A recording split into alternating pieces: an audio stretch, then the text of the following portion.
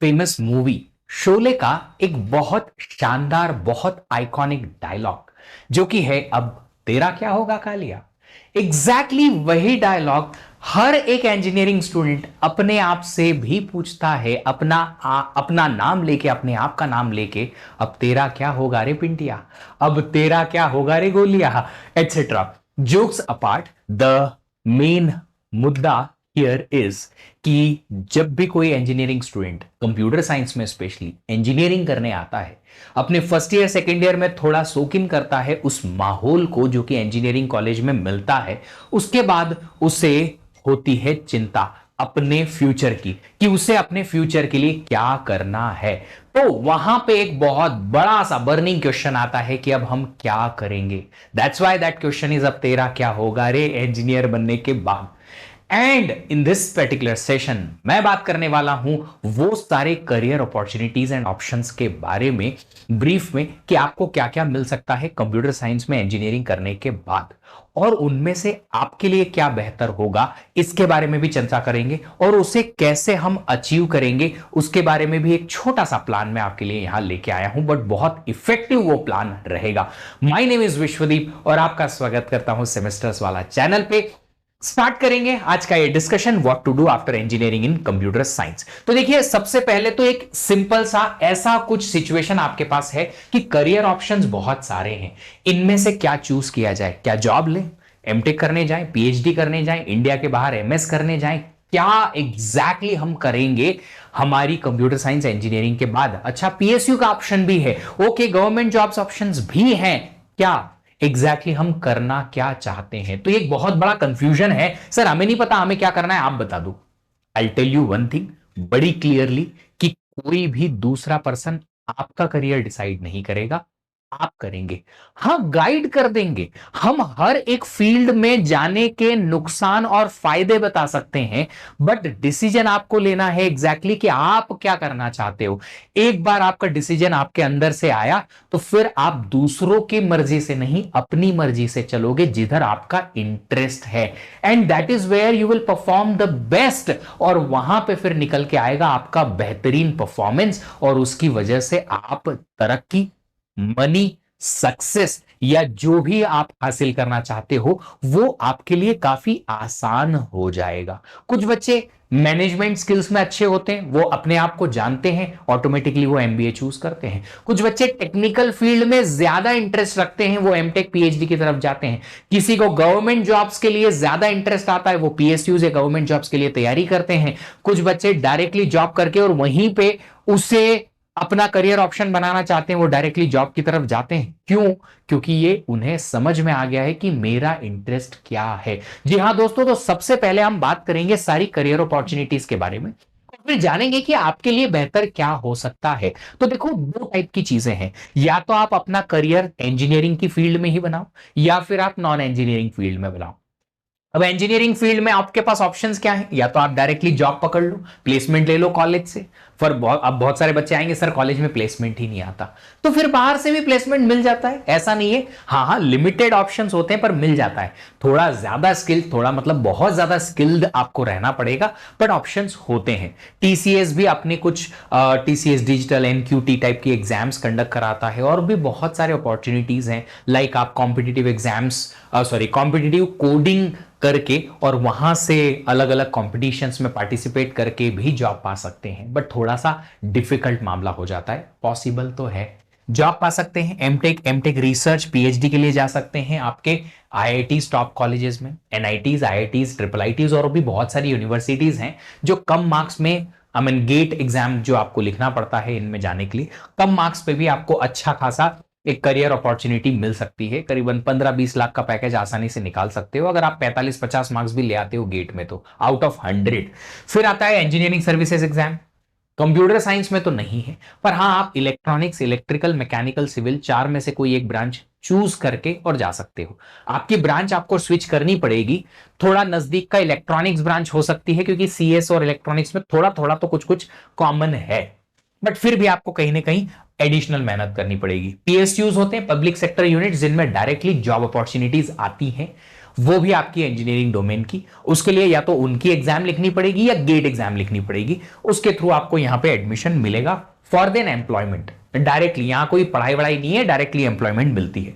कुछ पीएसयूज या कुछ गवर्नमेंट बॉडीज ऐसी होती हैं बाग टाइप की, जो कि आपको बोलती है कि आप हमारे पास एम्प्लॉयमेंट के लिए आओ, हम आपको 2 साल के लिए एमटेक कराएंगे आईआईटी मद्रास, आईआईटी बॉम्बे से। जी हाँ, ऐसा है। अगर आप टॉपर्स में हैं तो आप वहां पे पहले 2 साल एमटेक करेंगे, फिर उनके साथ 3 साल का कॉन्ट्रैक्ट होता है, 3 साल की उनके साथ जॉब करो, पर आपको फुल पेमेंट मिलती है एमटेक के दौरान भी। पेमेंट मतलब वो जॉब वाली पेमेंट। फिर है अदर स्टेट कमीशन सर्विसेज भी होती हैं, इसमें बहुत सारे गवर्नमेंट जॉब्स भी आती है, जैसे इंटेलिजेंस ब्यूरो की आती है जो बहुत कॉमन सी एग्जाम है, एनआईसी नीलिट की एग्जाम्स आती हैं जो कि अगेन जॉब अपॉर्चुनिटी देती हैं दूसरी गवर्नमेंट बॉडीज में। फिर आती है non engineering opportunities. Non engineering में पहला है एमबीए, अगर अगर आप चाहें एमबीए कर सकते हैं। फिर सिविल सर्विसेज, सिविल सर्विसेज के लिए तैयारी कर सकते हैं, यूपीएससी, पीएससी, पीसीएस एटसेट्रा के लिए। फॉरेन सर्विसेज या अदर कॉम्पिटिटिव एग्जाम्स जो कि इंजीनियरिंग से साइड में नहीं है, वहां के लिए आप जा सकते हैं। अच्छा, एक चीज इसमें जो मिस हो गई है वो है आपकी जीआरई के लिए, कि आप जीआरई करके और एमएस आउटसाइड इंडिया भी अपॉर्चुनिटी एक्सप्लोर कर सकते हैं। अच्छा, कुछ job opportunities, sorry MTech opportunities outside India like Singapore, Germany and Switzerland में आपको गेट एग्जाम के थ्रू भी मिल जाती हैं, तो वो भी आप एक्सप्लोर कर सकते हो। अब ये तो सारी अपॉर्चुनिटीज हैं सर, इनमें तो हमें लगभग सब कुछ पता ही है।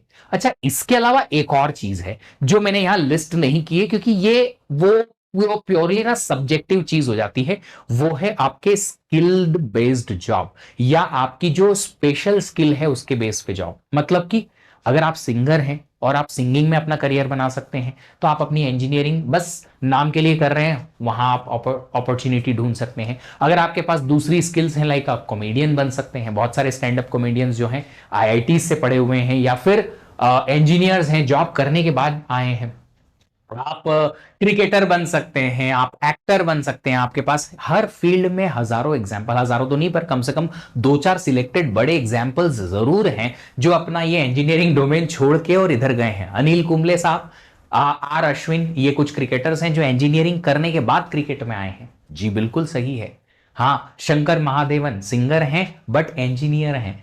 जी हाँ, सुशांत सिंह राजपूत, लेट सुशांत सिंह राजपूत साहब जो कि इंजीनियर थे एंड देन एक्टिंग करियर में आए हैं। तापसी पन्नू आई गेस एक एक्ट्रेस है, वो भी इंजीनियरिंग करने के बाद एक्टिंग डोमेन में आई हैं। तो there are many examples in each and every field.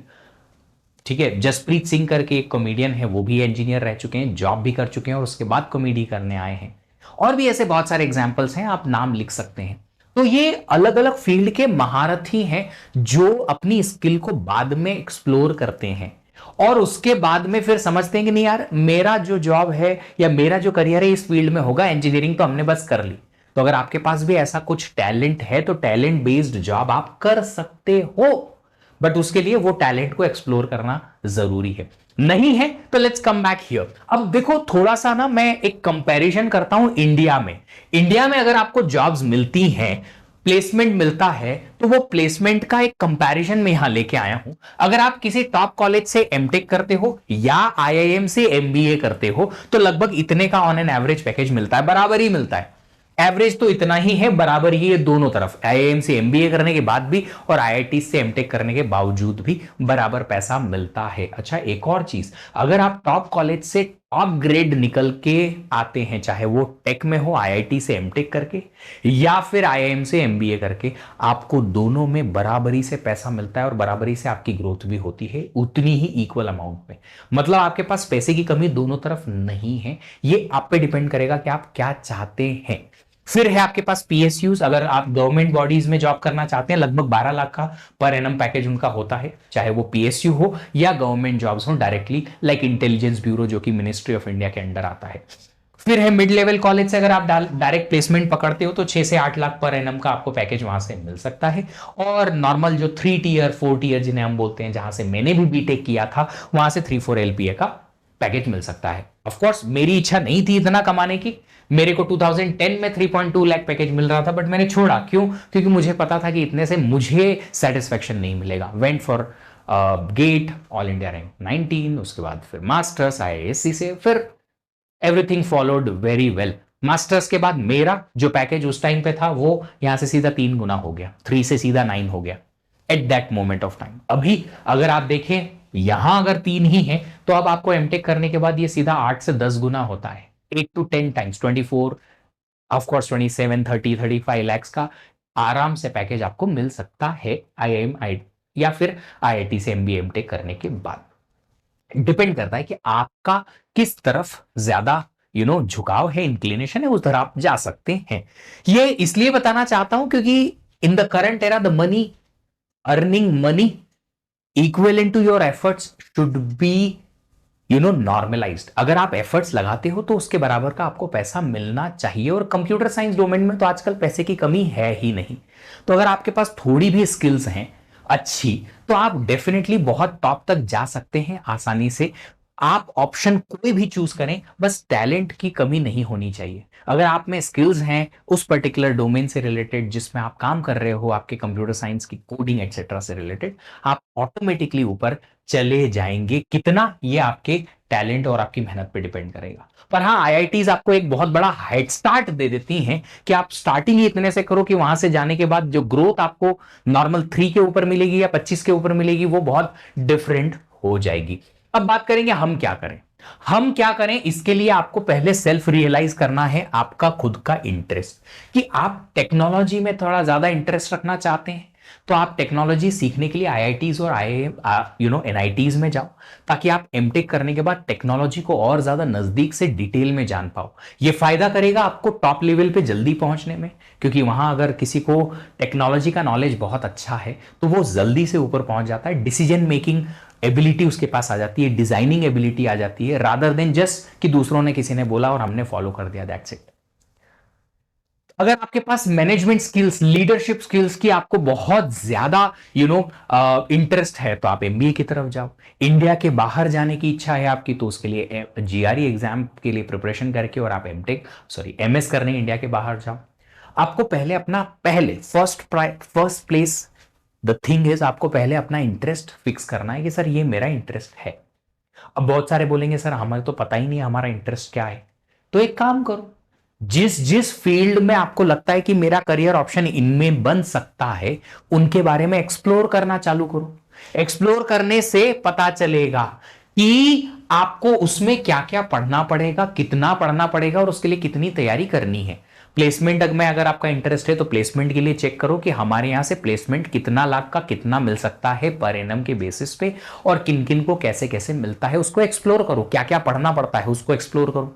Gate के लिए अगर इंटरेस्ट आ रहा है कि सर गेट भी एक ऑप्शन हम रखना चाहते हैं तो गेट के लिए एक्सप्लोर करो कि आपकी ब्रांच कंप्यूटर साइंस में आप गेट डेटा साइंस एआई में अगर गेट लिखना चाहते हैं उसका सिलेबस क्या है, कितने दिन में कंप्लीट होता है, कितनी मेहनत करनी पड़ेगी, पर डे बेसिस पे कितने एफर्ट्स लगाने पड़ेंगे, वो सब आप चेक करो।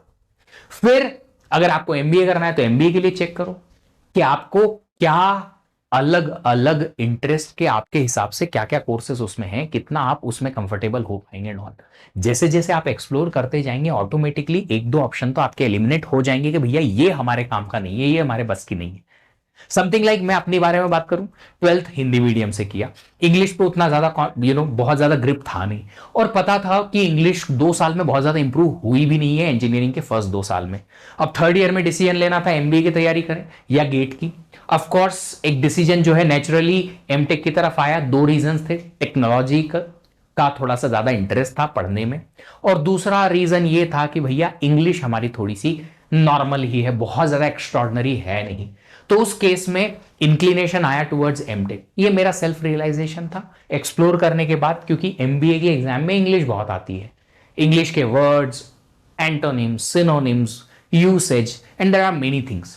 तो वो मुझे शायद लगा उस टाइम पे कि मैं नहीं कर पाऊंगा cope up as compare to the other fellows जो कि एक्चुअली बचपन से इंग्लिश पढ़ते हुए आए हैं। दैट डजंट मैटर, आप पहले अपने आप को देख लो, एनालाइज कर लो, एक्सप्लोर कर लो, उसके बाद ऑटोमेटिकली पता चल जाएगा कि आपको क्या एरिया में इंटरेस्ट आ रहा है। एक्सप्लोर करने के बाद थोड़ा सा जैसे ही आपको इतना पता चल जाए तो फिर आप करेंगे अवेयरनेस। और डिटेल वाली कि हाँ भैया अब हमारा एरिया फिक्स हो गया कि हमें गेट की तैयारी करनी है, पर उसके साथ में हम प्लेसमेंट को एज अ बैकअप रख लेंगे ताकि कहीं छोटी मोटी जॉब लग जाए। कॉम्पिटिटिव एग्जाम का भरोसा नहीं है, मान लो अगर हमें इंटेंडेड वाला कॉलेज नहीं मिला अगले साल फिर लिख लेंगे कॉलेज, कॉलेज के लिए हो सकता है एक जॉब हमें पकड़ में आ गई हो तो जॉब के साथ में लिख लेंगे। नहीं तो गेट एग्जाम का सबसे बड़ा फायदा तो यही है कि आप थर्ड ईयर में भी लिख सकते हो, फाइनल ईयर में भी लिख सकते हो, 2 साल मिल जाएंगे। जॉब की प्रिपरेशन हम इसलिए कर लेंगे ताकि बैकअप मिल जाए कि बाद में मान लो हमारा मूड चेंज हो गया या कोई अच्छी कंपनी आ गई जिसमें अच्छा प्लेसमेंट मिल गया तो हम छोड़ देंगे गेट का प्रिपरेशन। बट ऐसा कुछ सोचने के बाद, एक बार एरिया ऑफ इंटरेस्ट फिक्स होने के बाद आपको जगानी है अवेयरनेस। अवेयरनेस एक ऐसी चीज है जो बच्चों को सबसे ज्यादा सक्सेस दिलाती है। अगर किसी भी एरिया में आपको सक्सेसफुल होना है तो आपको उस एरिया के बारे में 100% अवेयरनेस चाहिए। सॉरी, कि आपको कितना एफर्ट्स लगाने पड़ेंगे पर डे बेसिस पे, कितने साल तक प्रिपरेशन करनी होगी, और साथ ही साथ किस लेवल ऑफ लर्निंग की प्रिपरेशन की जरूरत पड़ेगी, और आपको मनी इन्वेस्टमेंट कितना लगेगा ये भी जरूरी है। क्यों? आप मान लेते हैं कि टॉप ग्रेजुएट है, आपने बेस्ट से बेस्ट रिजल्ट निकाल लिया किसी पर्टिकुलर कॉम्पिटिटिव एग्जाम का, चाहे वो जीआरई हो, कैट हो, गेट हो। आपको एमटेक करने के लिए या एमबीए करने के लिए, क्या इंडिया के बाहर एमएस करने के लिए कितना पैसा इन्वेस्ट करने की जरूरत पड़ेगी, यह भी बहुत जरूरी है। प्लस उसके पहले जब प्रिपरेशन होती है इन कॉम्पिटिटिव एग्जाम्स की, उसमें कितना अमाउंट ऑफ मनी इन्वेस्ट करना पड़ेगा, क्योंकि आपको कहीं ना कहीं गाइडेड प्रिपरेशन के लिए एक पेड कोर्स खरीदना होगा, चाहे वो ऑनलाइन का हो या ऑफलाइन का हो। ऑनलाइन आजकल बच्चा ज्यादा प्रेफर कर लेता है क्योंकि घर बैठे बैठे कॉलेज के साथ में कहीं से भी प्रिपरेशन हो जाती है। डिपेंड्स कि आपको क्या ठीक लगेगा। फिर कोचिंग के अलावा फिर आपको मल्टीपल टेस्ट सीरीज खरीदनी पड़ेगी, हो सकता है स्टडी मटेरियल या कुछ बुक्स वगैरह खरीदनी पड़े, प्रीवियस ईयर के क्वेश्चंस जिसमें हो सॉल्व वो ऐसी बुक खरीदनी पड़े। तो टोटल अमाउंट ऑफ मनी आपको कितना इन्वेस्ट करना पड़ेगा और वो आपके पास कितनी गुंजाइश है ये देख लो, प्लस एफर्ट्स देख लो। एक बार इतना अगर समझ में आया तो अल्टीमेटली कुछ और ऑप्शंस आपके पास शॉर्टलिस्ट हो जाएंगे कि हाँ यार अब मेरे पास ये वाला ऑप्शन तो है, ये वाला ऑप्शन को हम चेक करेंगे बाद में कि हाँ कर पाएंगे या नहीं। इतना होने के बाद फिर आप बनाएंगे एक प्लान ऑफ एग्जीक्यूशन। अब हमें एक आइडिया लग गया है कि भैया एमटेक में कम फीस लगती है, कॉलेजेस की एमबीए में ज्यादा फीस लगती है, एमएस में और ज्यादा फीस लगती है, कितना हम अफोर्ड कर पाएंगे हमारी तरीके से, और हमारे पास कितना जुनून है उस पर्टिकुलर चीज को पाने के लिए। तो रिटर्न ऑफ इन्वेस्टमेंट आपने एक बार चेक कर लिया कि इतना पैसा लगाने पे मुझे पैकेज कितना मिल रहा है, इतना पैसा लगाने पे मुझे पैकेज कितना मिल रहा है, इतना पैसा लगाने पे मुझे पैकेज कितना मिल पाएगा एमटेक करने के बाद। रिस्क अमाउंट चेक कर लेंगे कि मान लो हमारा एमटेक या एमबीए कंप्लीट नहीं हो पाया तो ये जो हमने पैसा लगाया वो तो डूब गया, उसका फिर क्या करेंगे। तो ये छोटा सा रिस्क वगैरह जो है उसको थोड़ा सा एनालाइज कर लो और उसके बाद में आप डिसीजन ले लो कि ये मेरा मोटिव है कि इधर ही जाना है मेरे को। जब आपने एक डिसीजन ले लिया कि मुझे एमटेक ही करना है या एमबीए करना है, एमएस करना है, जॉब के लिए जाना है या पीएसयूज के लिए जाना है, उसके लिए हो सकता है 1-2 साल मुझे वेट करना पड़े, कॉलेज के खत्म होने के बाद ड्रॉप लेना पड़े, तो उसमें घर से और मेरी तरफ से कोई ऐसा इशू ना क्रिएट हो। ये सारी चीजें, पूरी चीजें आपने एक्सप्लोर कर ली। उसके बाद फिर आप क्या करेंगे, जो भी प्लान आपने बनाया या जो गोल आपने सेट किया है उस गोल के लिए आप बनाएंगे आप plan of execution, plan of action. कि अब अगर मान लो मैंने गेट के लिए तैयारी करनी है, गेट का एग्जाम होता है फरवरी फर्स्ट वीक में, मुझे कैसे उसकी स्ट्रेटेजी बनानी है, उसके लिए कैसे किसी टीचर को फॉलो करना है, उसकी स्ट्रेटेजीज को फॉलो करना है, and millions of such kind of things you need to explore. And उसके बेसिस पे आप प्लान ऑफ एग्जीक्यूशन बनाएंगे कि ये कोर्स को फॉलो करूंगा, ऐसे कोर्सेज कंप्लीट होंगे, ऐसे प्रैक्टिस होगी, ऐसे टेस्ट प्रैक्टिस होगी, एंड मेनी अदर थिंग्स। जो भी है पूरा प्लान ऑफ एग्जीक्यूशन बनाने के बाद फिर उसे आप करेंगे एग्जीक्यूशन जितना जल्दी हो सके।